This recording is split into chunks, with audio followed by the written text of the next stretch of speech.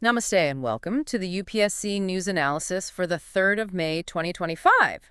In this segment, we're diving deep into today's crucial current affairs. That's right. We'll try to explain the foundational concepts and really highlight the issues that hold significance for your mains preparation. Exactly. Consider this your concise guide to what truly matters for the exams. And today, we've got quite a range of important developments to unpack. Yeah, quite a list. We'll be looking at the inauguration of India's first dedicated container transshipment port. Vizinjam, right. That's the one. Then, a significant Supreme Court intervention in a deportation case. Also, reported irregularities in the NEET U exam. Ah, yes, that's been in the news. Then the ongoing discussion around health schemes in Rajasthan, the philosophical importance of Adi Sankara, Interesting. observations on a shifting global order, the perceived necessity for enhanced parliamentary oversight here in India, pressing urban fire safety concerns. Very topical, unfortunately. And finally, Ukraine's strategic decisions concerning its critical mineral resources, particularly in relation to the United States. Okay, quite a bit to cover. Let's unpack this, starting with that major infrastructure push. Prime Minister Modi recently inaugurated the Vizinjam port in Kerala. Yeah, the Vizinjam International Deepwater Multipurpose Seaport down in Thiruvananthapuram. It's a massive project, right? Something like 8,800 crore. What's the big deal here? Why is this one special? Well, the really big deal is that this is India's first dedicated container transshipment port. Okay, transshipment. Can you break that down? What does that mean in practice? Sure. So think about the whole port economy. That's everything from handling cargo, shipping lines, logistics, warehousing, even shipbuilding. Right, the whole ecosystem around a port. Exactly. Now, a transshipment port is specifically designed as a hub, like a big junction point. Cargo arrives on large motherships from international routes. The really huge ones. The massive ones, yeah. And then it gets transferred onto smaller feeder vessels that take it to various regional ports that the bigger ships can't access. Ah, okay.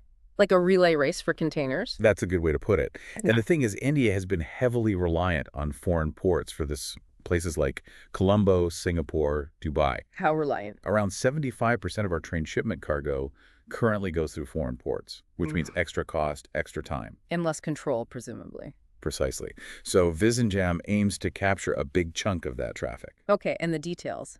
It's an Adani Ports project in partnership with the Kerala government. Yes, it's a public-private partnership, a PPP, and its location is key. It's very close to major international shipping lanes. Plus that natural draft, 20 meters, that sounds deep. It is. That natural depth means it can accommodate even the largest container ships currently sailing, the mega vessels, without needing constant expensive dredging. So how does this fit into the bigger government picture? Is this part of a larger strategy? Absolutely. This aligns perfectly with the Sagarmala program. Remember that? Yeah, port modernization, connectivity, industrialization around ports. Exactly. It also supports the national logistics policy, which is all about making our logistics more efficient and cutting costs. And of course, it fits with Making India Maritime, encouraging indigenous shipbuilding and related industries. So cutting down that 75% reliance on foreign ports is a major strategic goal then. Huge. Think about the economic benefits, lower logistics costs for Indian businesses, saving valuable foreign exchange that we currently pay to foreign ports, potentially boosting our export competitiveness. And strategically. Strategically, it gives India greater control over its trade routes, reduces vulnerability to disruptions elsewhere, and positions India as a potential major hub in global maritime trade. It's about building maritime capacity and influence. Makes sense. But these large projects always raise questions for mains prep, don't they? What are the angles we should be thinking about? Definitely. You need to analyze the benefits, obviously the economic, strategic, and social ones like employment generation from port activities and associated industries. But also the challenges. Yes. Things like potential delays in completing associated infrastructure like rail and road links.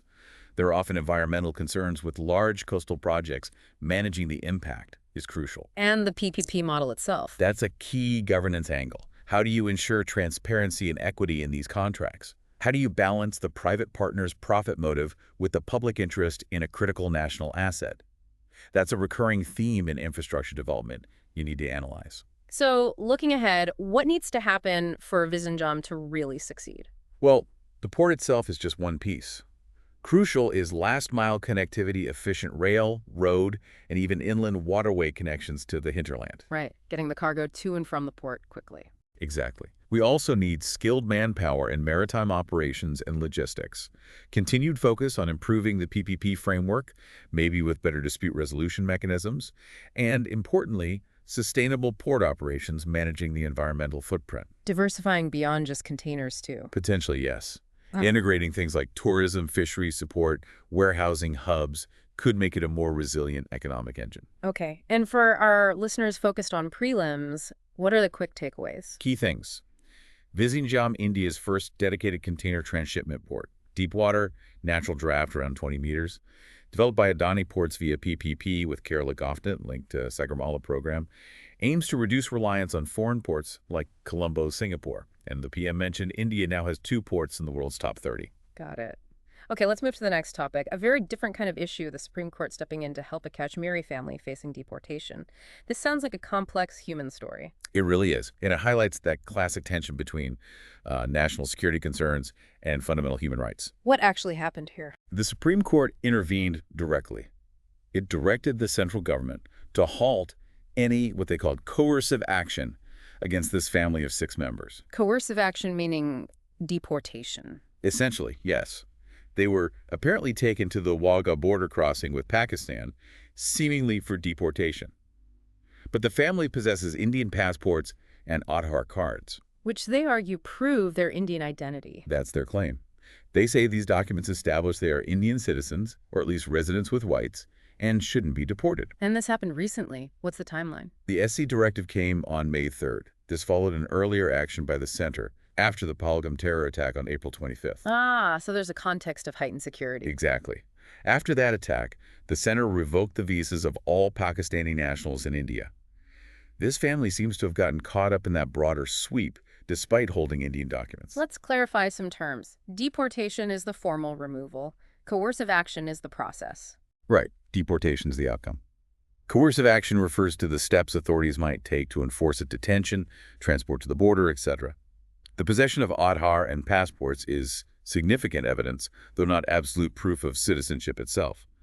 And Wagah border, of course, is the mainland crossing.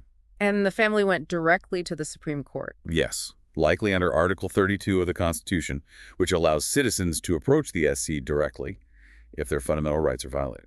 What's the government's legal standing here? They must have powers under some law. They do. The primary law is the Foreigners Act, 1946. It gives the center broad powers to regulate the entry, presence, and departure of foreigners. So managing visas, including revocation and deportation, falls under this act. And in times of heightened security. Like after a terror attack, you'd expect stricter scrutiny and potentially faster deportation proceedings for individuals deemed a security risk or lacking valid documentation. So where does the SC fit in? What's its role and what are the limits here? The Supreme Court acts as the ultimate protector of fundamental rights, especially Article 21, the right to life and personal liberty. This right isn't limited just to citizens in all aspects, and due process is key. So they're ensuring the process is fair. Primarily, yes. They are examining if the deportation process in this specific case might violate the family's fundamental rights, given their possession of Indian identity documents. However, it's crucial to note this order is specific to this family. It doesn't set a general precedent. Not necessarily. The SC specifically said the family could also approach the High Court of Jammu and Kashmir and Ladakh for further remedies. So it's an interim protection, not a final verdict on their status or a blanket ruling. Okay, for UPSC preparation, this case seems like fertile ground for analysis. What are the main angles? Absolutely. It's a classic case study. First, attention, national security versus individual rights. How do you balance the state's duty to protect citizens with the fundamental rights of individuals, especially when identity is contested? That ambiguity around identity seems key. Dual claims, documents. Exactly. How does the legal system handle situations where someone possesses documents from one country but might have ties or origins in another? Are there legal inconsistencies? What about the societal impact? You have to consider the fear and uncertainty this might create among minority communities or families with cross-border connections. Right. Politically, it raises questions about due process, the limits of executive power, federal jurisdiction issues potentially, and the role of judicial review or activism. And ethically. Ethically, the risk of wrongly deporting someone who might be an Indian citizen raises serious human rights concerns. Governance-wise, It highlights the need for transparent, fair, and efficient verification processes and upholding the rule of law even under pressure. So what's a better way forward? How could such sensitive cases be handled more effectively? Well, perhaps a dedicated mechanism, like a fast-track tribunal, specifically for reviewing contested identity and citizenship claims, providing a quicker, specialized resolution. Clearer rules for deportation. Definitely. Clear, humane protocols are needed, leveraging technology for better digital verification, securely integrating Aadhaar, passport, and maybe other databases could help, but privacy safeguards are paramount. Training for officials involved. Crucial. Training for law enforcement and immigration officials on legal procedures, human rights, and sensitivity in handling such cases. Ultimately, it's about finding that difficult balance between security imperatives and individual liberty. And for prelims, the quick points. Remember, Article 32, direct access to SC for fundamental rights. Foreigners Act, 1946, centers power over foreigners.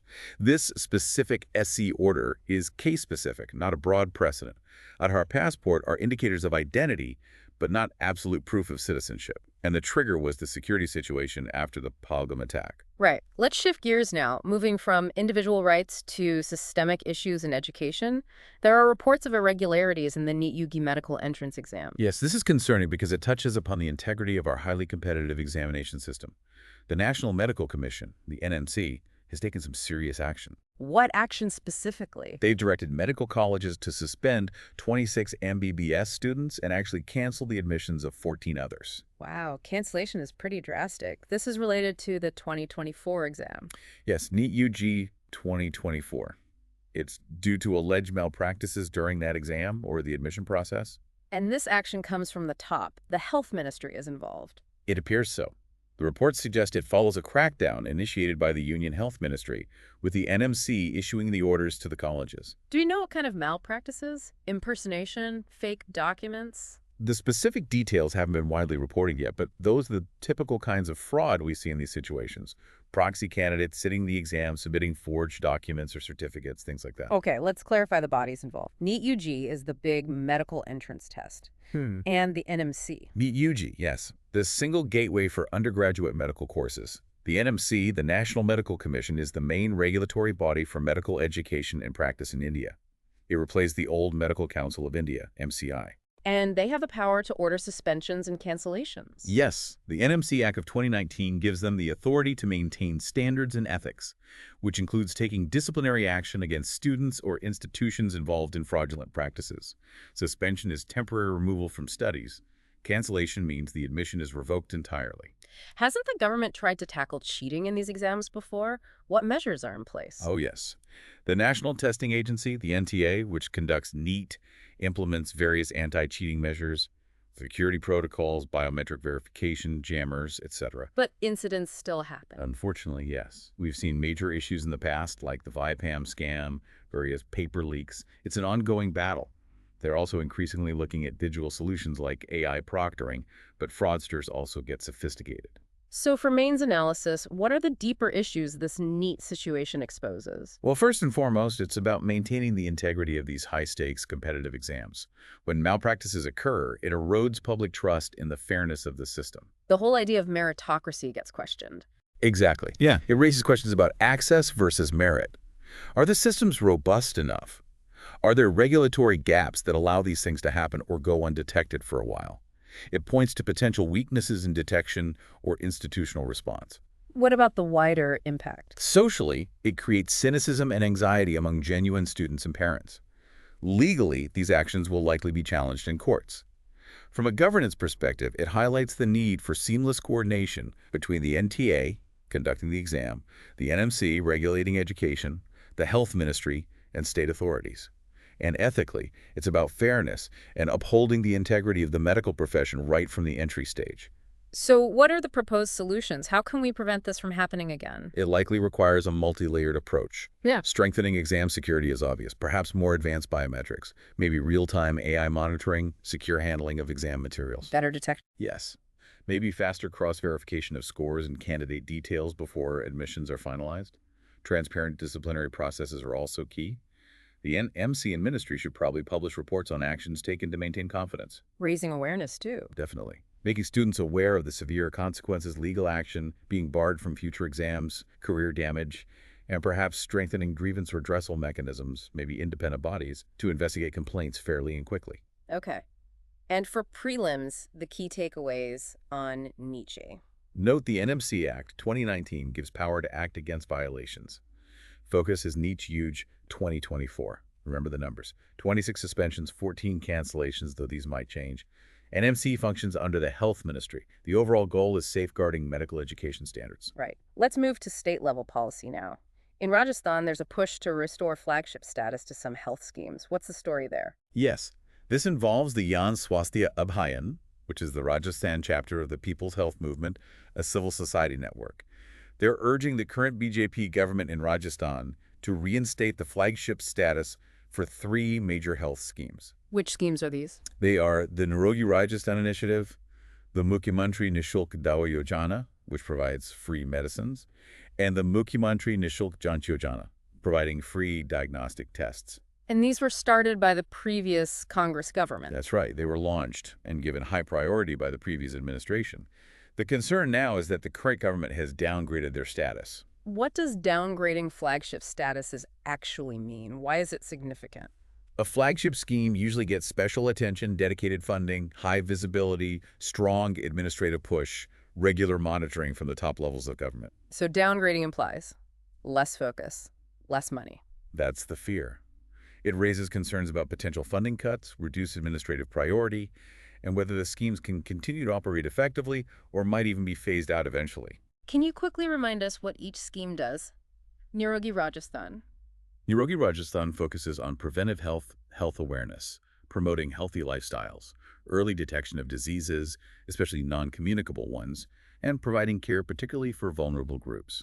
And the other 2 are about free medicines and tests. Exactly. Nishulk Dawa Yojana provides essential medicines free of cost at government health facilities. Nishulk Janch Yojana offers common diagnostic tests for free. Both aim to reduce out-of-pocket expenditure for patients, which is a huge burden for many families. So why would the current government downgrade them? What are the possible perspectives here? Well, the previous government clearly saw these as key achievements and prioritized them. The current government might have different priorities for the health sector, maybe focusing on other types of interventions, or it could be a matter of budget reallocation, fiscal constraints, or perhaps even a political decision to de-emphasize schemes strongly associated with the previous administration. How do these state schemes fit in with national health programs like Ayushman Bharat? That's a good point. Ayushman Bharat, PMJAY, primarily covers hospitalization costs for secondary and tertiary care for vulnerable families. These Rajasthan schemes focus more on primary care aspects, prevention, free medicines, free diagnostics, which complements Ayushman Bharat. The National Health Mission, NHM, also supports states in strengthening their health systems, and these schemes might have received NHM support previously. Okay, so for UPSC mains analysis, what are the key issues this situation raises? It really highlights the issue of policy discontinuity when governments change. What happens to beneficial welfare schemes? Does political change mean starting over? Which can impact people relying on those services. Absolutely. The biggest concern is the potential impact on access to healthcare, especially for the poor and vulnerable who benefited from free medicines and diagnostics. It also brings up the importance of sustained investment in public health, including preventive care like Nirogi Rajasthan aimed for. And governance ethics. Yes. Is it good governance to alter or downgrade welfare schemes based primarily on political affiliation rather than an objective assessment of their impact and effectiveness? That's a crucial ethical and governance question to consider. Socially, it could reverse health gains. Economically, increase out-of-pocket costs. So what's the suggested way forward here? The campaigners are asking for the flagship status to be reinstated. More broadly, perhaps there's a need for mechanisms to ensure greater policy continuity in critical areas like health, maybe through independent evaluations or bipartisan consensus on core welfare programs. Involving civil society more? Yes, involving groups like the Jan Swasthya Abhiyan in policy discussions could lead to more informed decisions. And ensuring better integration and synergy between state schemes and national programs like Ayushman Bharat and NHM is also important for comprehensive healthcare. And for prelims, key things to remember. Know the names and focus of the 3 schemes. Nirogi Rajasthan, preventive. Nishulk Dawa Yojana, free medicine. Nishulk Janch Yojana, free diagnostics. Remember the role of Jan Swasthya Abhiyan, JSA, as the advocacy group, and understand what a flagship scheme implies: high priority, focused funding, visibility. Okay. Let's shift now to philosophy and culture. There's mention of Adi Sankara, the Jagat Guru. Tell us about him. Yes, Adi Sankaracharya. He was a truly pivotal figure in Indian philosophy and spirituality. An 8th century scholar, theologian, and reformer born in Kaladi, Kerala. And described as Jagat Guru, universal teacher. Exactly. Scholar Damothar Dikshithar recently highlighted this aspect, his role in consolidating, interpreting, and simplifying complex Vedic and Upanishadic knowledge, making it accessible and influencing diverse traditions across India. He's seen as someone who revitalized Hindu philosophy. What were his core philosophical ideas? His main contribution is Advaita Vedanta. Advaita means non-dual. It's the philosophy that the individual self, the Atman, is ultimately identical with the ultimate reality, the Brahman. There's only one fundamental reality. Oneness. Oneness, yes. He also emphasized the path of bhakti, or devotion, but stressed it should be aligned with knowledge, jnana, and scriptural discipline, or sampradaya, the lineage or tradition. So devotion combined with understanding and discipline. Precisely. It wasn't just about blind faith. He debated scholars across India to establish this philosophical viewpoint. It's interesting to contrast his structured approach with examples like Kannappa Nayanar, a tribal hunter revered for his intense, almost primal devotion to Shiva, demonstrating love beyond ritual or scripture. Sankara acknowledged such pure bhakti, but also emphasized the importance of the traditional framework for most seekers. What was his lasting impact institutionally? Huge. He traveled the length and breadth of India, debating and teaching. He's credited with establishing 4 major mathas, or monastic centers, in the 4 corners of India: Sringeri in the south, Dwarka in the west, Puri in the east, and Joytramath near Badranath in the north. And these still exist today? Yes, they are extremely important centers of Advaita Vedanta learning and tradition even today, heading major monastic orders. His commentaries on the Upanishads, Brahma Sutras, and Bhagavad Gita are foundational texts. Is there any government role in preserving his legacy? It seems primarily spiritual. While primarily spiritual, the government does play a role in preserving cultural heritage. There might be support for the upkeep of sites like his birthplace memorial in Kaladi, funding for Sanskrit education which helps study his works, protection of the ancient mathas under archaeological laws, and initiatives like Ek Bharat Shreshtha Bharat, which promote cultural unity, echoing Sankara's own integrative journey. For UPSC mains, what should we reflect on regarding Adi Sankara?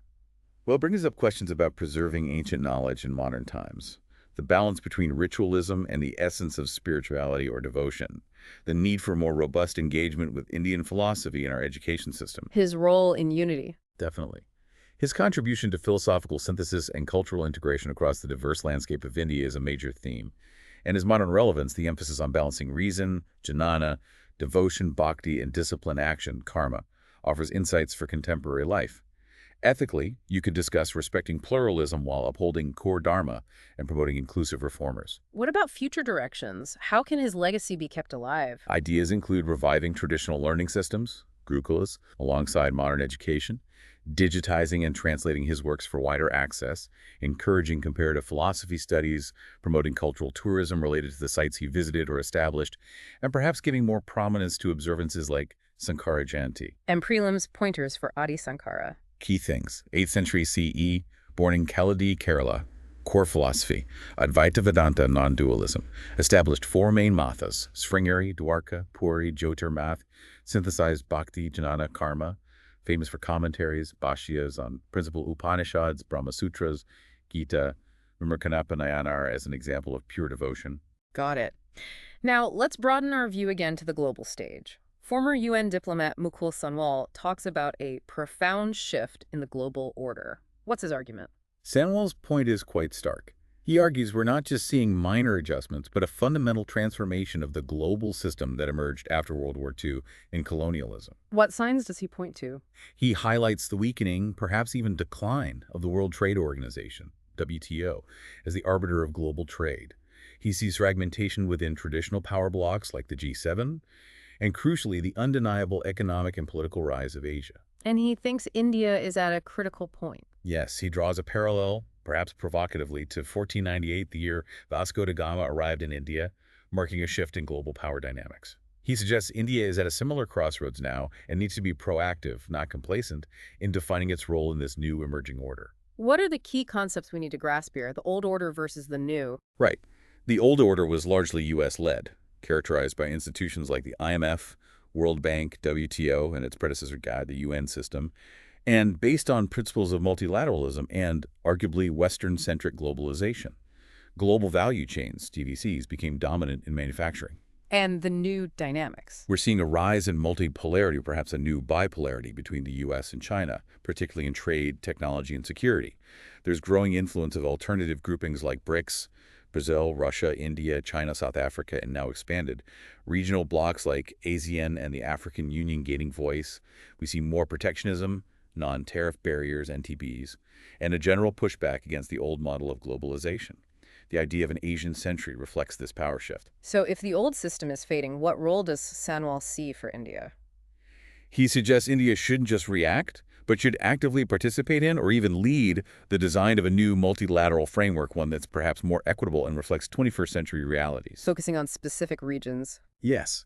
He emphasizes strengthening trade and cooperation with ASEAN and Africa, and leveraging India's strengths, particularly in technology, things like open source platforms, AI development, digital public infrastructure. He stresses the need for a national consensus on this new direction, moving beyond simply adopting Western models. This sounds like it connects with some current government initiatives, doesn't it? It does. You can see links with the Act East policy, focusing on Southeast Asia, India's push on digital public infrastructure, DPI, like UPI, Aadhaar, India Stack, positioning it as a model for other developing countries. The production-linked incentive, PLI schemes, aim to build domestic manufacturing capacity, maybe reducing reliance on old GVC models. National missions on AI and digital tech fit too. And India's active role in BRICS and the SKO provides platforms to influence alternative governance structures.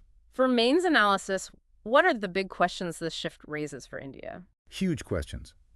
What are the real implications of declining multilateralism and the rise of bilateral deals or regional blocs for India's trade and foreign policy? How does India navigate the U.S.-China rivalry? Is India's current foreign policy adequate for this new era? What about its long-term economic vision? And the tech aspect. Yes, despite software strengths, India still faces gaps in areas like semiconductor manufacturing and advanced AI research compared to the U.S. and China. How does it bridge this? What are the impacts on global trade patterns, geopolitics in Asia, where India could play a pivotal role, innovation, employment, and India's strategic autonomy? Ethically, how does India promote inclusive digital growth and ethical AI globally? So what's the proposed path forward for India, according to this view? Sanwal suggests a proactive stance, designing new trade frameworks, especially with ASEAN Africa, covering goods, services, digital trade, infrastructure, strategic investment in core tech capabilities, AI, open source, semiconductors, maybe using PPP models effectively, building national consensus on these goals. Positioning India as a leader. Yes, as a leader for the global South, offering alternative development pathways, boosting domestic R&D, linking it to patents and exports, and underpinning all this, securing affordable and sustainable energy sources. And for prelims, the quick takeaways from Sanwal's analysis. Note the argument. Decline of WTO, rise of bilateralism, regionalism, growing role of BRICS, concept of the Asian century, India's potential in open source AI for digital multilateralism, and that historical analogy, 1498 Vasco da Gama, signifying a moment of potential strategic shift where complacency is risky. Right. Let's turn inwards now to the functioning of our own democracy. An op-ed argues for strengthening parliamentary oversight in India. What's the core concern? The basic argument put forward by Mitul Chaveri in an op-ed is that India's parliament needs to be more than just a lawmaking factory. It needs to be a more effective watchdog over the executive branch. Less passive, more active scrutiny. What tools does Parliament already have for this oversight? It has several key mechanisms. There's Question Hour, where MPs can directly ask ministers questions. Zero Hour allows raising urgent matters. Then you have the system of standing committees, department-related committees, that examine bills, budgets, and government policies in detail. And post-legislative scrutiny. That's the idea of looking back at a law after it's been implemented for some time to see if it's actually working as intended, achieving its goals, or having unintended consequences. But the argument is these tools aren't being used effectively enough. That seems to be the critique. The op-ed apparently notes low operational rates for Question Hour in the 17th Lok Sabha, often due to disruptions. And while standing committees produce reports, their recommendations are often not debated thoroughly or acted upon by the government. Are there any successes, though? Yes, the author does acknowledge some instances where scrutiny worked, like influencing the railway's dividend waiver or amendments to the Motor Vehicles Act. And historically, the Public Accounts Committee, BOK, has often been quite effective in scrutinizing government spending based on CAG reports. What about government efforts to improve things? Have there been any? Well, the introduction of the standing committee system itself back in 1993 was a major reform aimed at deeper scrutiny. Leaders like K.R. Narayan emphasized their importance then. There are independent research bodies like PRS Legislative Research that provide analysis to MPs, though they aren't part of the official parliamentary structure. And digitally, there's the National eVidHun application, NEVA project, aiming to make legislative bodies paperless and more efficient. Okay, for mains analysis, what are the main challenges hindering effective parliamentary oversight right now? Several key challenges are often cited. Frequent disruptions eating into parliamentary time is a big one. The lack of a formal institutionalized system for post-legislative scrutiny is another. We pass laws, but rarely check back systematically. Limited resources for MPs. Yes, limited expert staff support for individual MPs or committees to delve deep into complex policy issues. Sometimes, limited stakeholder consultation during the committee stage. And the fact that committee recommendations are not binding on the government means they can be ignored. And the impact of weak oversight. It potentially leads to reduced transparency and accountability of the executive. It can affect the quality of legislation and governance. It might make Parliament seem less relevant or efficient, which isn't good for democracy. The core principle is that Parliament shouldn't just be a rubber stamp. So what reforms are being suggested to strengthen this watchdog role? One major suggestion is to introduce mandatory post-legislative scrutiny, perhaps like the UK model, where major acts are reviewed after 3-5 years. Empowering the committees more. Exactly. Maybe giving them more resources, ensuring their reports are debated, mandating government responses to key recommendations within a time frame, providing dedicated research staff. Translating reports into regional languages could also increase accessibility. Leveraging technology. Yes. Using data analytics, AI tools perhaps, to help MPs track policy implementation, analyze budgets, understand complex data, custom dashboards for MPs tracking progress on issues relevant to their constituencies. Institutional changes. Things like regular training for MPs on parliamentary procedures and policy analysis. Strengthening in-house research bodies within Parliament.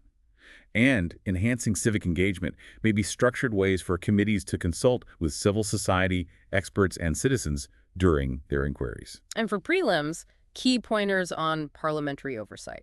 Remember, standing committees were introduced around 1993. Know the basic tools: question hour, 0 hour, standing committees, PACSIs. Note that India lacks institutionalized post-legislative scrutiny, unlike the UK. PAC recommendations often have a high implementation rate. NEVA is the digital reform initiative. Okay, our next topic is unfortunately very timely and tragic: urban fire safety.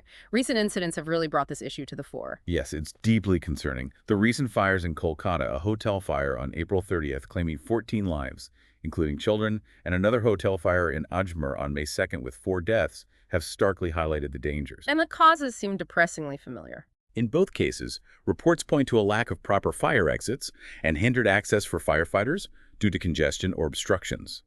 And crucially, smoke inhalation asphyxiation was cited as a major cause of death, often more so than direct burn. But this isn't a new problem, is it? We've seen major fires before.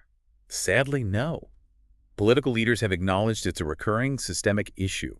People recall horrific incidents like the AMRI hospital fire in Kolkata back in 2011, where over 90 people died, again highlighting failures in safety norms and evacuation. What are the key concepts we need to understand here? Compliance, congestion. Right. Fire safety compliance means buildings adhering to regulations, having enough exits, clear pathways, fire alarms, extinguishers, maybe sprinklers, using fire-resistant materials. Asphyxiation is death from lack of oxygen due to smoke. Urban congestion, narrow lanes, tightly packed buildings makes it incredibly hard for fire engines to reach the site and for people to escape. And retrofitting is the challenge of adding modern safety features to older existing buildings. Is there a legal or regulatory framework to prevent this? Yes, there is. We have the National Building Code, NBC, particularly the 2016 version, which lays down detailed guidelines for fire safety in buildings. There are also Model Building Bylaws, 2016, that states are encouraged to adopt. But enforcement seems to be the issue. That's often the weakest link. States have their own fire services acts, but the rigor of inspections and enforcement varies greatly. The Disaster Management Act 2005 also gives local authorities powers for prevention and mitigation, including fire hazards.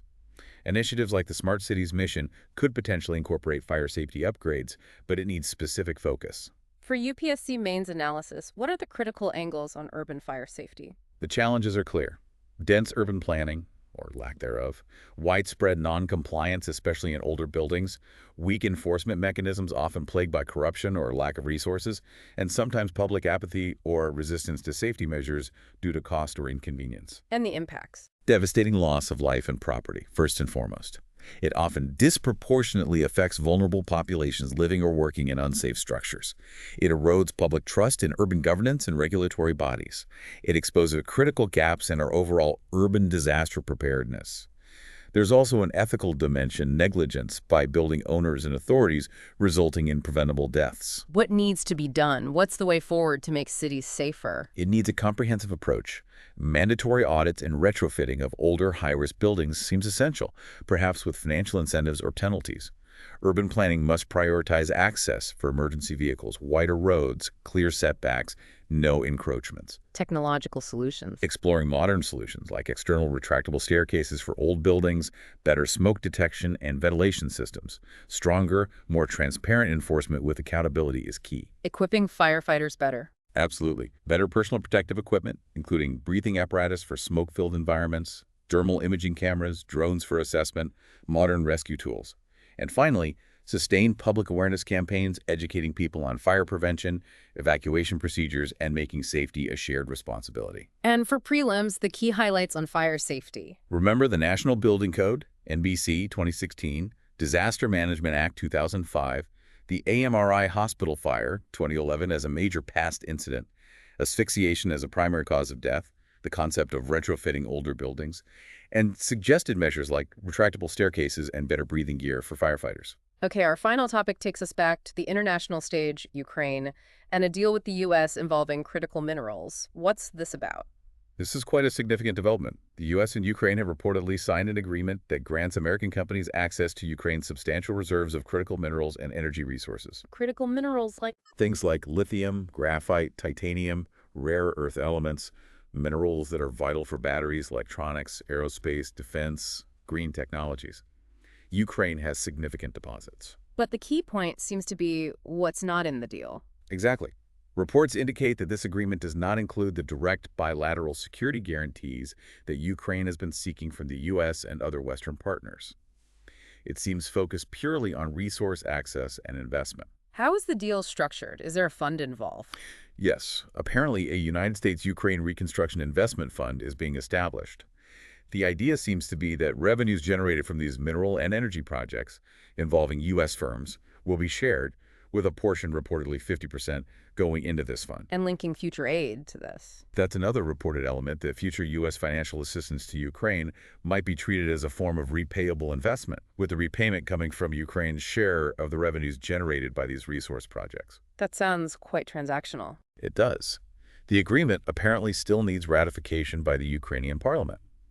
And all this is happening, of course, while Ukraine remains highly vulnerable due to the ongoing war, and there are political shifts, particularly in the U.S., regarding the nature and extent of future support.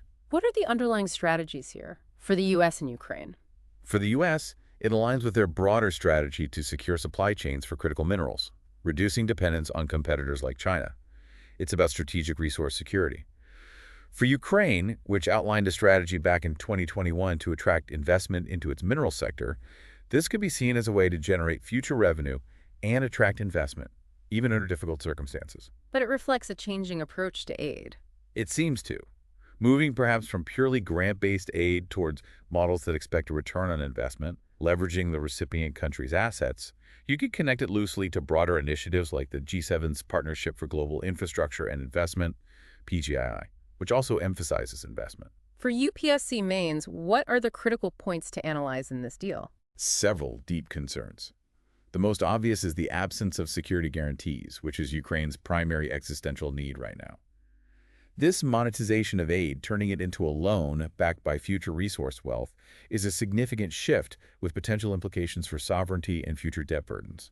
Risks for Ukraine. Potential risks of resource nationalism if the terms are perceived as unfair later.